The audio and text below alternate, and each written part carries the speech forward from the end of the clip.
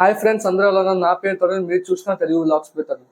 ఈ రోజు నేను చేయబోతున్న వీడియో వచ్చేసరికి సేఫ్టీ టిప్స్ ఫర్ గర్ల్స్ అనమాట. అసలు ఎందుకు ఈ వీడియో చేస్తున్నాను, ఎందుకు 1 month గ్యాప్ వచ్చిందంటే రీసెంట్ నేను ఎగ్జామ్స్ రాశాను, అందుకే 1 month గ్యాప్ వచ్చింది నాకు.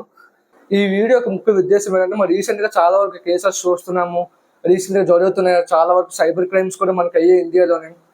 అసలు వీటికి ఎలా మనకి అంటే గర్ల్స్ ఎలా సేఫ్టీ ప్రికాషన్స్ తీసుకోవాలన్న ముఖ్య ఉద్దేశం ఈ వీడియో మొత్తం మీద ఉంటుంది.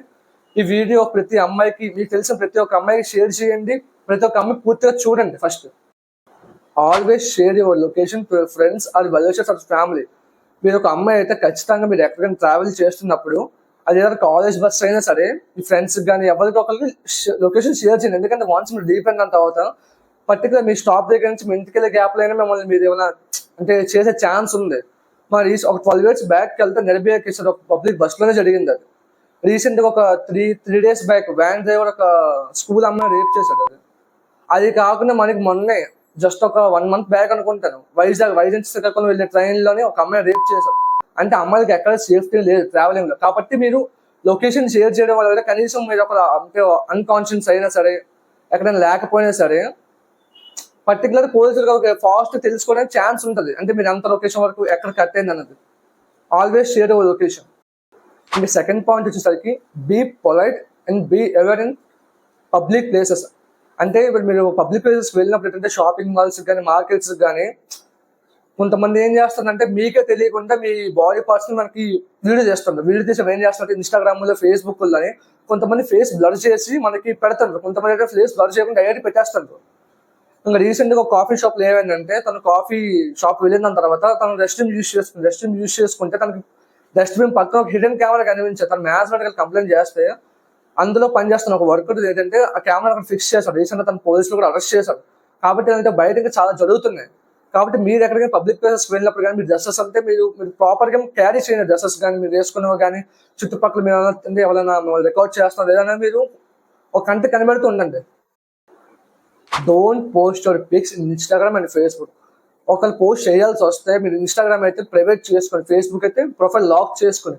ఎందుకంటే కొంతమంది ఏం చేస్తుందంటే, ఎవరో కాదు, మీ ఫ్రెండ్స్ అవ్వచ్చు, మీకు ఎనిమీస్ అవ్వచ్చు, మీ క్లాస్మేట్స్ అవ్వచ్చు, అంటే మీకు తెలుస్తుంది ఆ పిక్స్ తీసుకెళ్ళి కొన్ని టెలిగ్రామ్ ఏ వాట్స్లో పెట్టండి. మనం ఏం చేయట్లేదు, జస్ట్ ఆ పిక్ అక్కడ మీరు సెండ్ చేస్తే ఆటోమేటిక్గా విత్ ఇన్ సెకండ్స్లో ఏంటంటే ఆ పిక్ని మీరు మ్యూట్ చేసి మనకు తీసుకొస్తారు అనమాట. మ్యూట్ అంటే జస్ట్ లేకుండా వితౌట్ జస్ట్ ఆ పిక్ని జనరేట్ చేస్తారు. ఆ పిక్ చూస్తే మీరు ఎలా ఉంటుందంటే ఎగ్జాక్ట్గా నిజంగా మీరే పిక్ తీసి పంపించారేమో అన్నంత, దాన్ని ఏమంటే అంత రియలిస్టిక్గా ఉంటుంది పిక్.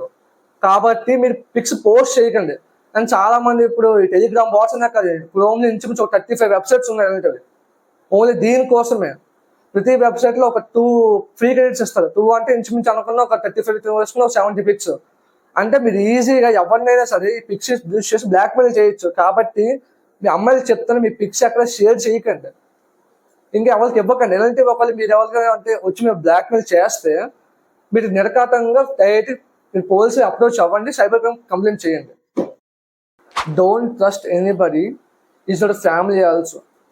ఎందుకు బ్రో మన ఫ్యామిలీలో కూడా నమ్మద్దు అంటున్నావు అంటే, మరి బయట ఇన్సిడెంట్స్ అలా జరుగుతున్నాయి. మరి రోజుకి యావరేజ్ కానీ 90 కేసులు ఇండియా మొత్తమే రిజిస్టర్ అవుతున్నాయి. అందులోని అంటే మన ఫ్యామిలీ ఉంటుంది, మనకి ఫాదర్ కానీ బ్రదర్ కానీ ఇలాంటి కేసెస్ ఉంటే వాళ్ళ ఇంట్లో వాళ్ళు చేసినవి ఎక్కువ కనిపిస్తున్నాయి మనకి.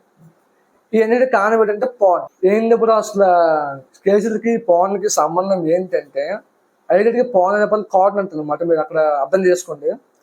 కార్డ్కి సంబంధం ఏంటంటే, మనకి కరోనా రావడము, అందరి చేతికి స్మార్ట్ ఫోన్స్ వచ్చాయి, జియో రావడము, మనకి ఇంటర్నెట్ చాలా తక్కువ రేటుగా వచ్చింది. మొన్న రీసెంట్గా స్టాట్స్ ప్రకారంగా గత 2 quarters నుంచి అన్ని దేశాలతో పోల్చుకుంటే జియో ఎక్కువ ఇంటర్నెట్ మనకి యూజ్ చేస్తుంది.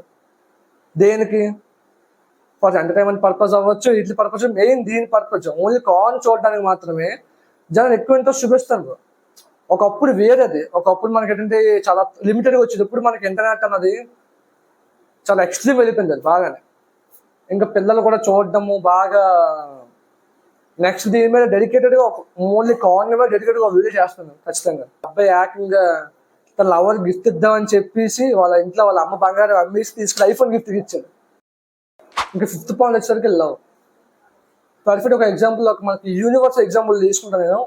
ఒక అమ్మాయి స్కూలింగ్ అంతా కంప్లీట్ చేసుకుంది, ఇంటర్ వరకు వస్తుంది, బీటెక్ జాయిన్ అయింది.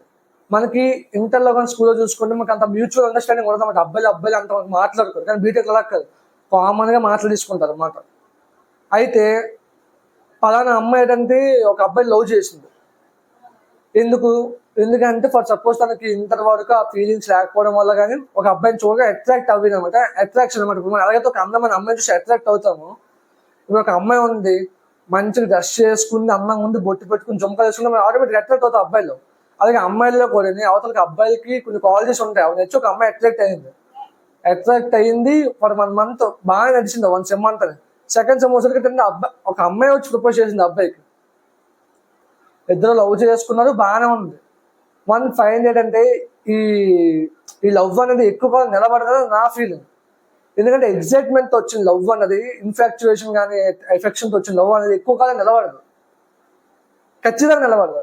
ఎందుకంటే ఒక ఎగ్జైట్మెంట్ ఫేజ్ అనమాట. మీకు 4 phases చెప్తున్నాను. ఎగ్జైట్మెంట్ ఫేజ్ అంటే పలానా వ్యక్తి మనకు తెలియనప్పుడు, మనం ఆ వ్యక్తిని చూసినప్పుడు కానీ వాళ్ళతో మాట్లాడినప్పుడు కానీ మనకి ఎగ్జైట్మెంట్ ఉంటుంది, అంటే ఇంకా వాళ్ళ గురించి తెలుసుకోవాలన్న ఆతృత మనలో ఉంటుంది. సెకండ్ ఫేజ్ ఆర్గ్యుమెంట్ అనమాట. ప్రతి చిన్న విషయానికి ప్రతి దానికి గొడవలు పడ్డం. ఇంకా థర్డ్ ఫేజ్ వచ్చేసరికి మనకి యాక్సెప్ట్ అనమాట. నువ్వు ఎలాంటి అనుకోలేదు, నువ్వు ఎలాంటి అనుకోలేదు, అంత స్టేజ్కి వచ్చేస్తాను. ఇంకా ఫోర్త్ స్టేజ్ బోరింగ్ అనమాట. ఇవన్నీ దారుకున్న తర్వాత బోరింగ్. ఇప్పుడు పలానా అబ్బాయి గురించి మనకు అదే తెలుసు, పలానా అమ్మాయి గురించి మనకు అదే తెలుసు, అప్పుడు కూడా లవ్ బోర్ కొట్టకుండా ఉంటుందో చూడండి, అప్పుడు నిజమైన ట్రూ లవ్ అది. నిజమైన ఒక సినిమా మీకు చేశాను, మార్నింగ్ ఒకసారి ఈవినింగ్ ఒకసారి ఒక రోజు 3 సార్లు చూపించాను, 4 సార్లు సినిమా చూస్తారు. మ్యాక్సిమం చూడాలి, చిరాకు వచ్చేస్తుంది. స్టోరీ మనం తెలిసిపోతే, క్లైమాక్స్ అని తెలిసిపోతాయి కాబట్టి. అదే పర్సన్ మీరు 1.5 years 2 years ట్రావెల్ చేసిన తర్వాత, అంతా తెలిసిన తర్వాత మీరు ఎలా మన పర్సన్ సేమ్ ట్రావెల్ అవుతారో, నిజంగా అవుతాయి, అదే మీరు ట్రూ లవ్ కదా.